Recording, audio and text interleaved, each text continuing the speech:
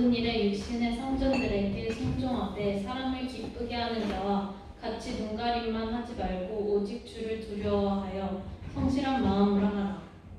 무슨 일을 하든지 마음을 다하여 주께 하듯 하고 사람에게 하듯 하지 말라. 이는 기업의 상을 주께 받을 줄 아나니 너희는 주 그리스도를 섬기느니라. 불의를 행하는 자는 불의의 보응을 받으리니 주는 사람을 외모로 취하심이 없느니라. 성전들아 의와 공평을 종들에게 베풀지니 너희에게도 하늘의 성전이 계심을 알지어다. 아멘. 갑자기 부탁했는데 고맙습니다. 할렐루야. 잘 지내고 계십니까? 요즘 환절기라서 감기 걸린 사람도 있고 주위에 코로나 걸린 사람도 있고 늘 조심하시기 바랍니다. 한국은 막 수십만 명씩 확진자가 나오는데 여기는 뭐 다 지나간 것처럼 그러고 있어요. 그런데 한 사람 때문에 교회 전체가 모이지 못하는 그런 일 없도록 늘 조심하시기 바랍니다. 신앙은 기도와 실천의 균형이 중요하다고 믿습니다. 기도만 하고 공부 하나도 안 한 학생이 좋은 성적 받을 수가 없죠. 코로나도 마찬가지라고 생각합니다. 하나님 보호를 기도하지만 방역도 열심히 하시길 바랍니다. 아멘. 자, 골로새서 말씀을 나누고 있습니다. 골로새서는 예수님이 어떤 분이신지 가장 잘 알려주는 깊은 신학적인 책이기도 하지만 성도의 삶이 어떠해야 하는지 잘 가르쳐주고 있습니다. 특히 3장에는 우리가 진정으로 행복하게 살 수 있는 비결들을 기록해 놓고 있습니다. 세상이 말하는 짝퉁 행복 아니라 진정으로 행복하고 싶은 분은 이 골로새서 3장 말씀을 잘 읽고 실천하도록 힘쓰시기 바랍니다. 아멘. 어떤 권면들이 있습니까? 우리가 예수님 믿어서 새 사람 되었다면 땅의 것이 아니라 위의 것을 생각하고 추구해야 한다라고 말씀합니다. 음란, 정욕, 탐욕 등으로 대표되는 땅의 것들이 마음에 가득하면 하나님 진노의 대상일 뿐 아니라 자신과 주위 사람들을 불행하게 만들죠. 특별히 탐심은 우상 숭배다라고 말씀하셨습니다. 하나님 가장 싫어하시는 것이 우상 숭배죠. 세상 행복이나 명예가 우상되지 않기를 바랍니다. 또 배우자나 자녀도 우상이 되지 않기를 바랍니다. 특별히 돈이 우상되지 않기를 축원합니다. 너무나 많은 교인들이 자기는 돈을 섬기지 않는다고 하면서도 행동은 돈이 최고인 것처럼 하고 있죠. 늘 되뇌이시기 바랍니다. 돈보다 사람이 먼저고 사람보다 하나님이 먼저다. 같이 한번 해보실까요? 돈보다 사람, 사람보다 하나님, 아멘. 하나님, 사람, 돈. 이 순서가 바뀔 때 불행이 시작됩니다. 잊지 마시기 바랍니다. 돈보다 사람, 사람보다 하나님. 그래서 지난번에 가정을 향한 하나님의 뜻을 생각할 때도 아내가 남편에게 복종하고 남편이 아내 사랑하고 자녀가 부모 순종해야 하는 이유들이 하나님 뜻이기 때문이다 라고 말씀을 드렸습니다. 남편이 힘이 더 세고 부모가 나이가 더 많아서가 아니라 하나님이 그렇게 질서를 정하셨기 때문에 그 뜻에 순종하면 평강이 있다는 것이죠. 아내가 예뻐서 부모가 존경스러워서 사랑하고 순종하면 좋겠지만 그렇지 않을 때에도 하나님 명령에 순종하기로 결단하면 하나님이 가정에 기쁨과 사랑, 평강의 은혜를 주실 줄로 믿습니다. 이 귀한 진리를 실천하기로 작정하시고 또 기도하심으로 도움을 구하셔서 기쁨과 사랑, 평강이 있는 가정들 되시기를 축원합니다. 오늘 본문은 종들에게 하시는 말씀이죠. 그런데 아주 길게 나옵니다. 그 앞에 아내들에게 한 절, 남편들에게 한 절, 자녀들에게 한 절만 나오는데 종들에게는 4절 되네요. 왜 그럴까요? 이것은 아마 골로새 교회 내에 종의 신분이었던 사람들이 많았기 때문일 것이다 라고 말합니다. 이 로마 시대 종의 숫자나 비율에 대해서는 의견들이 분분합니다. 적게는 5분의 1, 많게는 절반 이상이 종이었을 것이다 라고 말하죠. 전쟁에서 이길 때마다 2, 3만 명, 많게는 10만 명 넘게 노예들을 끌어왔다고 합니다. 그래서 어떤 사람은 약 200만 명이다. 그리고 어떤 사람은 1000만 명이 넘는다는 의견도 있습니다. 이것은 각 도시에 따라서 시기에 따라서 달랐기 때문에 정확하게 파악이 어려웠겠죠. 확실한 것은 당시 노예 신분에 관한 기록들입니다. 바로라고 하는 사람은 노예를 말하는 도구다 라고 기록을 했고, 그 유명한 아리스토텔레스도 노예를 살아있는 재산, 살아있는 도구다 라고 기록을 했습니다. 농장이나 광산 같은 데서 일하는 노예들은 가장 혹독한 대우를 받았고, 각 가정에 팔린 노예들은 주인에 따라서 좀 나은 대우를 받기도 했습니다. 왕실에서 일하는 노예들은 그야말로 특권층이었죠. 빌립보서 4장 22절에 가이사 집 사람 중 몇이라는 구절도 왕실 노예 혹은 왕실을 위해 일하는 해방된 노예다라고 보고 있습니다. 점차 주인에 의해서 해방되는 노예도 생기고 돈을 조금씩 모아서 자유를 사는 경우도 생겼습니다. 그 유명한 스파르타쿠스 같이 도망쳐서 반란을 일으킨 노예들도 많았다고 하죠. 그는 군사를 모집해서 약 2년간 싸웠다고 합니다. 여하튼 본문에 이렇게 길게 종들의 삶에 대해 언급한 것은 골로새 교회에 종 혹은 해방된 노예들이 많았기 때문일 것으로 생각이 되는데, 그러면 질문이 생깁니다. 바울이 노예들에게 한 말씀을 우리들에게도 적용을 해야 되나? 결론적으로 이 원칙들은 주종 관계뿐 아니라 인간관계 모든 면에 적용될 수 있는 귀한 진리인 줄로 믿습니다. 이것들을 우리 삶에 잘 적용하고 하나님 자녀답게 또 하나님께 영광 돌리는 삶 살게 되기를 축원합니다. 22절에 뭐라고 하십니까? 모든 일에 육신의 상전들에게 순종하되 사람을 기쁘게 하는 자와 같이 눈가림만 하지 말고 오직 주를 두려워하여 성실한 마음으로 하라. 아멘. 초기 노예들은 열심히 일한다고 해서 돈을 더 받는 것이 아니기 때문에 당연히 눈가림을 하고 살았겠죠. 한국에서는 군대에서 이런 것을 쉽게 보지 않습니까? 모병제가 아니고 징병제고, 지금은 좀 많이 주지만 저희 때만 해도 봉급이 2만 원도 안 됐습니다. 한 달 봉급이요, 주급이 아니고. 뭘 열심히 한다고 돈을 더 주는 것도 아니고 제대를 일찍 시켜주는 것도 아니니까 어떻게 됩니까? 눈가림만 하죠. 딱 욕먹지 않고 혼나지 않을 정도만 합니다. 병사들이 자는 내무반에 관물대라고 하는 개인 캐비넷이 있는데 저녁 점호 때 그게 정리가 안 돼 있으면 기합을 하죠. 그래서 책 같은 것을 이렇게 키순으로 잘 세워놓고 지저분한 건 그 뒤에다 던져놓습니다. 저만 그랬나요? 그런데 혹시 우리에게 이런 눈가림만 하는 마음 없습니까? 매니저나 사장이 보지 않을 때는 적당히 일을 마치고 집에 가고, 그렇지 않을 때는 정해진 대로 열심히 하는 척 하지는 않습니까? 제 얘기를 하는 거죠. 한국 회사들에도 상사가 퇴근 안 하고 앉아 있으면 책상에 앉아서 일하는 척 하고 그러지 않습니까? 사도 바울은 우리의 동기를 점검하라고 합니다. 사람을 기쁘게 하는 것이 우리의 동기가 되면 안 되고 오직 주를 두려워하는 것이 우리 삶의 동기가 되어야 한다라고 말씀합니다. 이 사람들 눈길 의식하는 것이 아니라 주님 경외하는 우리 삶의 원동력이 되어야 한다고 말씀합니다. 여러분, 사람들 눈길 의식하는 것이 얼마나 큰 짐이 됩니까? 사람들이 어떻게 볼까 해서 옷을 입었다 벗었다 하지 않습니까? 사람들 눈길 때문에 무리하게 대출받아서 좋은 차를 사고 좋은 집을 사지는 않습니까? 카푸어란 말이 있죠. 사람들에게 좀 있어 보이려고 무리하게 고급차를 샀는데 할부금, 보험료, 유류비까지 감당하기 어려워서 밥도 제대로 못 먹고 다닌다는 말이니까. 사람들이 보면 놀랄만한 고급차를 타고 다니면서 돈이 없어서 유사 휘발유를 넣는 그런 사람도 많습니다. 하우스푸어란 말도 한국에 많이 쓰는 줄 알았는데 여기도 쓰더라고요. 한국은 이 큰 아파트들이 월세 말고 관리비만도 아주 비싸죠.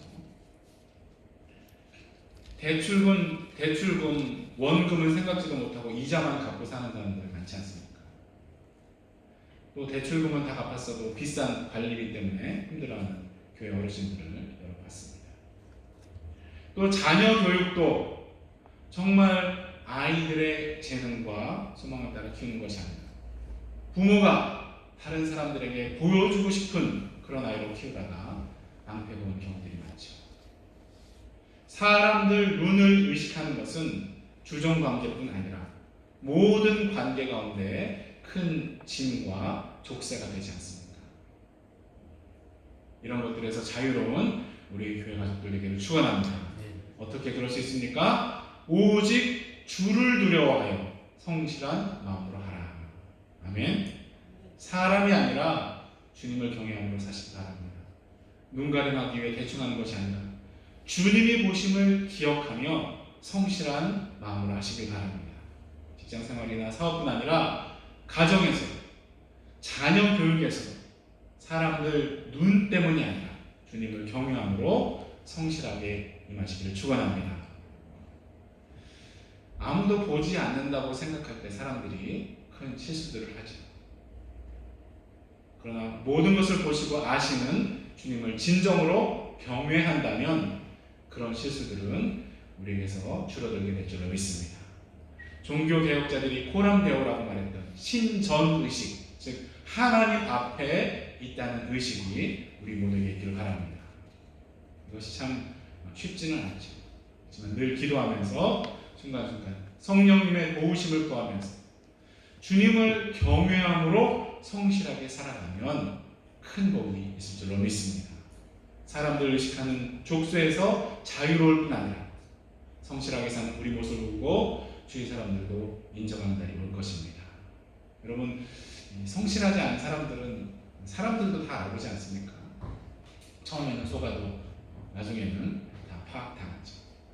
특히 요즘은 CCTV 이런 게 잘 돼 있어서 다른 도시에 있는 관리자들이 실시간으로 다 보고 있지 않습니까?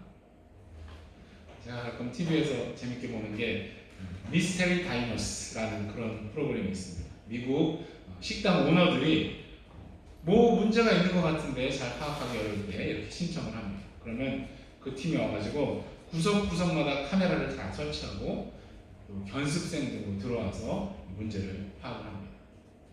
보면 어떤 때는 직원들이 근무 시간에 나가서 서핑을 하고 논다고 음식 재료를 빼돌리거나 돈을 훔치기도 합니다. 사장이 안 본다고 하니 그런 일들을 하는 것이죠. 바로 해고를 당하거나 경찰에 잡혀가기도 합니다. 우리가 주님을 경외함으로 사람들 보지 않을 때 성실한 마음으로 모든 것들을 한다면 주님께도 칭찬받지만 사람들에게도 인정받을 줄로 믿습니다. 물론 때로 이유 없이 사람 힘들게 하거나 예수 믿는다고 은근히 못살게 구는 사람들 있죠. 그렇다고 그런 사람들 미워하고 싸우면 똑같은 사람들이죠. 불합리한 대우에 대해서 합법적으로 보고하고 개선할 수 있는 통로가 있다면 당연히 쓰시기 바랍니다. 그렇지만 실제로는 스스로 이겨나가야 할 경우가 많지 않습니다. 이런 경우에 대해서 베드로 사도가 구체적으로 고면을 합니다. 베드로전서 2장 17절에서 20절입니다. 사환들아, 범사에 두려움으로 주인들에게 순종하되 선하고 관용하는 자에게만 아니라 또한 까다로운 자들에게도 그리하라. 부당하게 고난을 받아도 하나님을 생각함으로 슬픔을 참으면 이는 아름다우나 죄가 있어 매를 받고 참으면 무슨 칭찬이 있으며 그러나 선을 행함으로 고난을 받고 참으면 이는 하나님 앞에 아름다우니라. 아멘. 하나님을 생각함으로 참을 수 있기를 바랍니다. 아멘. 여러분, 이렇게 운전하고 갈 때 다른 사람이랑 싸울 일이 있어도 아내나 아이들 혹은 부모님이 같이 타고 있으면 참지 않습니까? 그래도 싸우시나요? 상담이 좀 필요하시고, 화나고 싸우고 싶은 일이 생겨도 하나님을 생각함으로 참으라고 권면합니다. 왜요? 그 사람이 하는 것을 하나님이 다 보고 계시고 갚으실 것이기 때문이죠.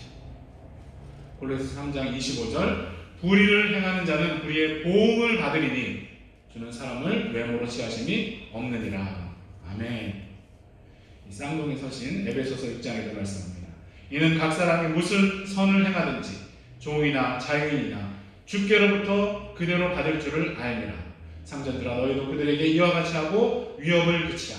이는 그들과 너희의 상전이 하늘에 계시고 그에게는 사람을 외모로 취하는 일이 없는 줄 너희가 알미라. 아멘. 매니저가 직원을 부당하게 대한 것을 사장이 알면 매니저가 징계를 받죠. 그 까다롭고 위협까지 하는 상사 혹은 보스도 더 위에 계신 상전 하나님이 다 보시고 갚으실 것이기 때문에 참으라고 말씀합니다. 때로 그것이 우리 눈에 보이지 않기 때문에 힘들 수 있지만 하나님을 생각하시기 바랍니다. 사랑의 하나님이시지만 동시에 공의의 하나님이심을 믿으시기 바랍니다. 성경을 통해 그 성도들을 보고 주님 신뢰하는 우리 모두가 되기를 바랍니다. 사람들이 세상에 악이 있는 것을 보면서 하나님이 왜 그것을 막지 않냐 하고 원망을 하죠. 그런데 세상에 들어온 모든 죄와 악은 인간의 범죄와 타락으로부터 시작되었음을 기억해야 합니다. 어떤 만화에 나오는 것처럼 하나님이 악한 신이어서 세상에 악을 풀어놓고 어떻게 되나 보는 그런 것이 아니죠. 하나님은 그의 백성들을 사랑하시되 독생자를 죽이시기까지 사랑하셨음을 잊지 말아야 합니다. 그리고 그의 백성들이 돌아오시기까지 오래 참고 기다리시지만 영원히 기다리시지 않음을 성경을 통해서 배워야 합니다. 우선 모든 인간은 죽기 때문에 하나님 심판대 앞에 반드시 섰죠. 또 언제인지 모르지만 주님께서 다시 오시는 날 모든 악행들이 심판받고 악한 자들은 영원한 불구덩이에 던져진다는 것이 성경의 가르침인 줄로 믿으시기 바랍니다. 가깝든 멀든 모든 악은 심판받게 될 줄로 믿고 인내할 수 있는 우리 모두가 되기를 축원합니다. 그리고 혹시 관리자이신 분들은 4장 1절을 꼭 기억하시기 바랍니다. 상전들아 의와 공평을 종들에게 베풀지니 너에게도 하늘의 상전이 계심을 알지어다. 아멘. 이 말씀은 모든 갑을 관계 가운데 적용이 되겠죠.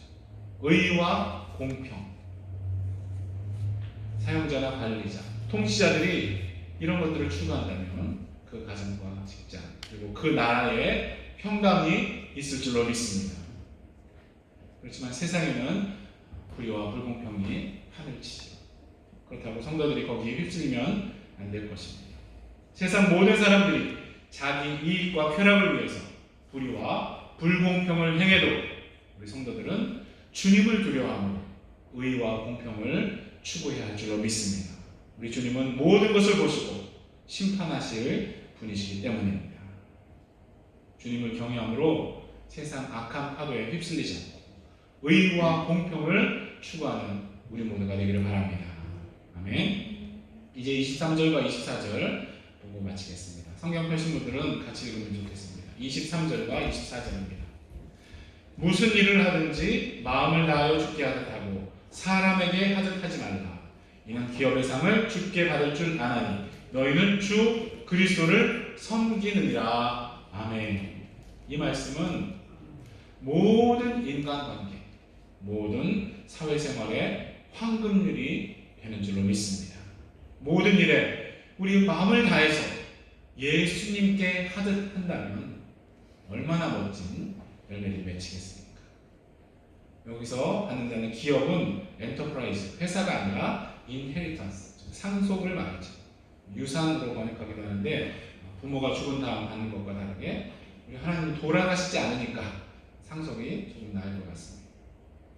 하나님이 우리에게 주시려고 준비하시는 그 상급을 말하는 줄로 믿습니다. 우리가 모든 일에 예수님께 하듯 마음을 다해서 최선을 다하면 이 땅에서도 인정받고 보상받게 될 것입니다. 그러나 그렇지 못하더라도 세상 것과는 비교할 수 없는 상급을 주님이 준비하고 계심을 잊지 마시기 바랍니다. 세상엔 불의와 불공평이 판을 치고 마귀의 도구가 되어서 우리를 못살게 굴고 박해하는 사람이 있어서 세상에선 좋은 날을 보지 못할 수도 있지만 주님의 약속은 영원한 줄로 믿으시기 바랍니다. 주님께 하듯 하며 산 삶은 주님께서 상 주신다고 하신 말씀을 신뢰하시기 바랍니다. 아멘. 죽게 하듯 하라. 그리고 하늘 경영이라는 책을 쓰신 대의 그룹의 최의순 장로님이 이런 간증을 합니다. 시골 깡촌 출신의 소년이 예수님 믿고 꿈을 꾸고 기도를 했다고 합니다. 박사학위 받고 가르치는 사람, 좋은 회사 사장, 그리고 교회 100개 세우는 사람이 되게 해주세요. 이 세 가지를 하나님이 다 응답을 해주셨습니다. 한번 홍수로 공장이 떠내려가기도 하고, 한 번은 공장에 큰 불이 나서 망하게 되었는데 1년만 기다려달라는 그 이후에 30명 넘는 채권자들이 당신을 믿는다, 지금까지 약속을 잘 지켰기 때문에 이번에도 지킬 것을 믿는다, 꼭 재기하기를 바란다며 응해줘서 그 고비를 넘기고 지금은 12개 회사의 중견그룹이 되었다고 합니다. 이 모든 것이 죽게 하듯 하라를 좌우명으로 삼고 실천하려고 힘쓴 열매라고 그렇게 간증을 합니다.